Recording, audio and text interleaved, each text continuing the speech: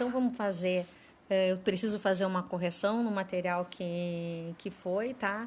E a gente vai dar uma olhadinha, então, no conteúdo que eu coloquei aqui para vocês. Deixa eu aumentar aqui o... Bom, conjuntos numéricos, eles são assim representados porque eles têm características que se assemelham. Então, a gente pode considerar esses conjuntos, esses números juntos. Vocês vão observar aqui, ó. Aqui. Não tá querendo parar. Bem aqui do ladinho, a gente tem uma representação em forma de conjunto, tá? Essa representação, ela é um pouco falha, porque ela pode nos dar um entendimento de que esses conjuntos, eles são finitos. E eles não são finitos. Esses conjuntos, eles são infinitos, tá? Mas essa é uma forma da gente olhar o conjunto e ver que existe, ó, entre lá o conjunto dos números naturais, existe uma ampliação em relação ao conjunto dos números inteiros e conjunto dos números racionais. E que não existe nenhuma intersecção, quer dizer, nenhum número em comum entre todos aqueles números ali, naturais, inteiros e racionais, com relação aos irracionais, tá? Então, os principais conjuntos que a gente vai estudar realmente são esses aqui: naturais, inteiros, racionais, irracionais e reais. Eu coloquei para vocês, então, o conceito, um mapa conceitual. Por que eu coloquei esse mapa conceitual, pessoal? Porque é muito comum se olhar, porque existem pessoas que elas têm a capacidade de compreensão e de entendimento através de uma visualização. Então, nesse contexto, eu coloquei, então, um mapa. E ali vocês vão observar que vocês têm conjuntos numéricos e tem várias flechinhas, umas que se intercalam e outras que não se intercalam, né? Vocês vão ver, a primeira flechinha, ela está indo lá para cima, conjunto dos números naturais. Bom, os números naturais são os primeiros números que a gente passa a trabalhar com eles, tá certo? E eles têm características semelhantes, principalmente em relação à multiplicação e à adição, tá? Imaginem assim, num tempo em que a gente não tinha a ideia de número. Não se tinha, tem 2, tem 3, tem 5, tem 10, tem 15, tem 20. Não se escreviam o que representava cada número. Como é que se utilizava isso? Bom, num primeiro momento, como é que era feita essa utilização? Através das mãos. Eu saí com 6 ovelhas, eu vou ter que voltar com 6. Eu tenho a representação delas na minha mão. Mas quando esse número ele começa a ficar maior, a gente já começa a ter dificuldade. Então, o que eles faziam? Começavam a grifar em ossos, né? Pegavam um osso de um animal e iam riscando o que aquilo representava para eles. Ou então pegavam pedrinhas e iam juntando. Só que chega num momento que fica difícil tu fazer essa representação toda com um material concreto. Mas no início, no princípio, foi assim que isso começou.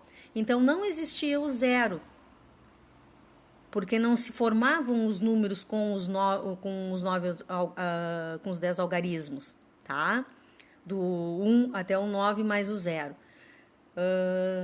Se tinha outras representações para o número, tá? Quando a gente coloca um N, que é a representação dos naturais, e um asterisco, significa que a gente tem o conjunto dos números naturais sem o zero, tá? E aí a gente vai ampliar esse conjunto, que é o conjunto dos números inteiros. Essa ampliação, ela significa que o conjunto dos números inteiros, ele possui os números naturais, como se tivesse um espelhamento desse conjunto dos números naturais, agora com a ideia de negativo. Eu pedi para vocês fazerem uma pesquisa, e essa pesquisa não é simplesmente para a gente ir lá constatar, a gente fez uma atividade, vamos entregar essa atividade, essa pesquisa que a gente fez. A pesquisa era para vocês ampliarem o entendimento e a compreensão de vocês com relação aos conjuntos numéricos. E entenderem que eles foram se juntando, se aglutinando conforme as características. E que no início, né, era muito difícil se pensar em trabalhar com um número que representa algo que não existe, que é menos, que é negativo. Hoje essa ideia de negativo, ela é mais simples para a gente na questão de quando a gente fala que está devendo para alguém, que está devendo para o banco. Como a gente mora na parte onde tem as 4 estações bem nítidas, a gente está chegando num período que a gente se aproxima de uma temperatura próxima ao zero. E esperamos que não chegue nunca a negativa. Mas a gente tem a compreensão de número negativo. Então, é muito mais fácil para a gente ter esse entendimento. Para eles, como a representação de números estava recém no início da compreensão, era muito difícil ter esse entendimento que estava faltando naquela saca de 50 quilos, 24. Isso eles não representavam falta como um número negativo, mas de alguma forma iam colocando um tracinho, uma cor diferente para representar aquilo que estava sendo retirado dali, tá? Então, os números negativos, eles são praticamente um espelhamento dos números positivos, né? A gente vai ter lá os seus opostos, que representam, então, alguma coisa em falta, tá? Bom, a gente segue também, quando a gente tem o conjunto dos números negativos, que é representado pelo Z, e um asterisco, significa que a gente quer conjunto dos números inteiros, mas a gente não quer o zero. Quando a gente fala conjunto dos números inteiros com um positivo, a gente só quer os números positivos, a gente só quer os números não nulos.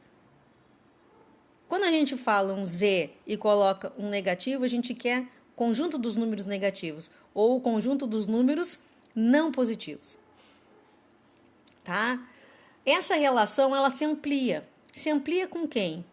Com o conjunto dos números em forma de fração.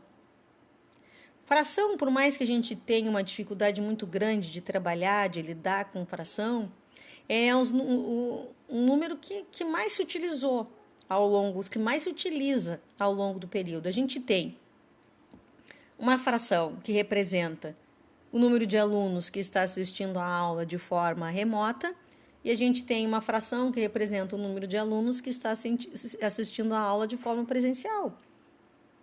Então, quando eu já tenho essa separação, eu já tenho uma fração que é um todo, que representa uma turma. E essa turma está subdividida. Então, aqui a gente começa a trabalhar com o conceito de números racionais relativos.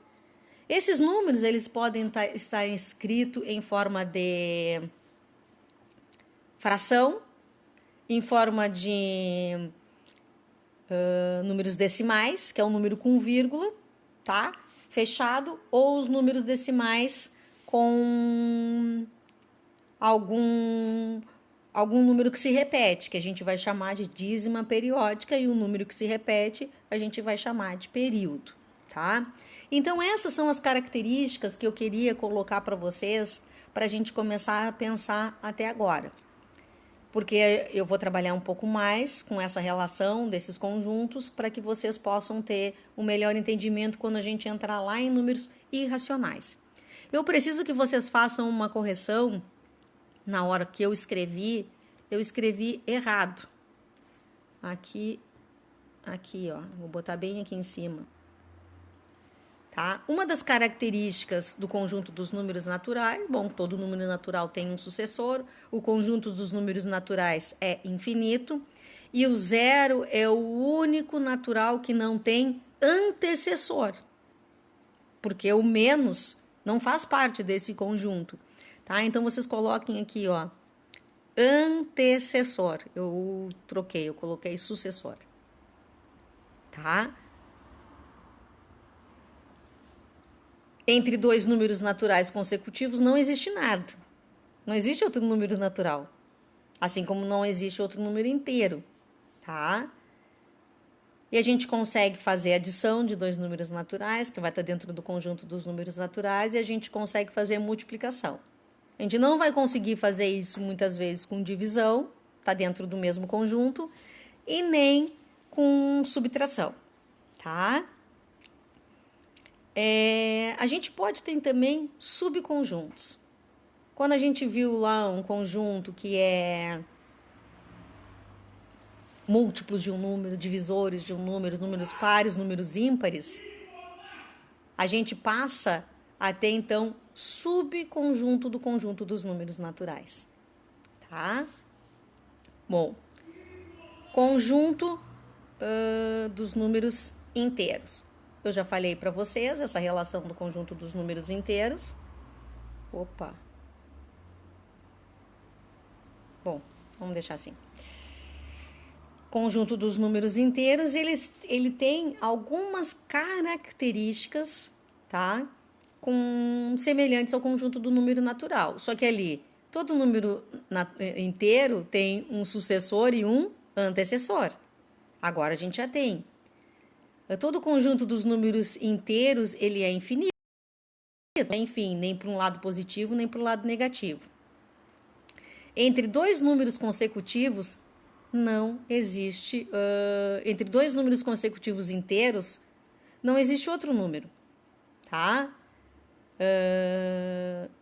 A gente não tem número com vírgula nesse conjunto, tá?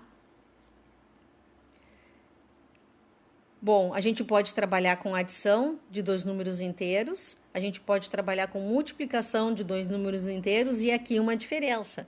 A gente pode trabalhar com subtração, porque a gente vai cair num número, a gente vai cair dentro do conjunto do número inteiro, tá?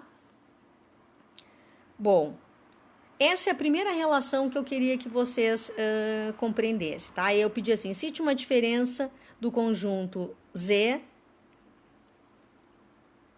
e que diferencia do conjunto N. Bom, uma das características é que ele tem sucessor e antecessor, todos os números. E o natural já não tem. O zero não tem um antecessor, tá? Outra característica, subtraindo-se um número inteiro de um número inteiro, a gente vai chegar num número inteiro, tá? Vocês já trabalharam com regra de sinais e vocês sabem disso, né? Então, se a gente subtrair, a gente vai acabar trabalhando dentro desse mesmo conjunto, tá bem? Aqui eu coloquei para vocês algumas coisas que a gente precisa ter um entendimento com relação, muitas vezes, àquilo que a gente trabalha dentro de conjuntos numéricos. Relação de pertence e não pertence é uma relação de elementos. Como assim? Eu posso dizer que o 0,5 ele não pertence ao conjunto dos números inteiros. Ou eu posso dizer que o 1 pertence ao conjunto dos números naturais, tá? A relação de estar contido e não estar contido é uma relação de conjunto. Um conjunto que está contido no outro. Depois a gente vai ter uma relação de reunião e intersecção. União é quando eu junto os conjuntos de um conjunto e do outro. Intersecção significa aqueles que não existem, se repetem entre um e outro, eles interagem, esses dois conjuntos, tá? A gente vai ter um símbolo de existe e não existe, quando a gente está falando, olha, só que não existe uma resposta, então a gente vai usar aquele E invertido com um tracinho. Muitas vezes a gente vai utilizar uma relação em matemática para qualquer número. Então, a gente vai usar aquele A invertido, qualquer que seja um número. Outras relações que a gente tem aqui é a relação do infinito e do vazio, tá? Que é o conjunto que vocês vão trabalhar bastante esse ano com relação a resolução de equação de segundo grau quando vocês começarem a utilizar. Tá, pessoal? Então, eu vou passar mais uma listinha de exercícios simples para vocês fazerem, porque na semana que vem a gente vai continuar trabalhando números naturais e números inteiros. Mas aí a gente vai trazer um outro recurso para conseguir trabalhar com eles, que é entender eles dentro de uma equação, tá? Então, para a aula de hoje vai ser só esses exercícios que eu vou postar para vocês depois que vocês tirarem as dúvidas com relação a esse material que eu estou mandando aqui agora, tá bem? Tchauzinho.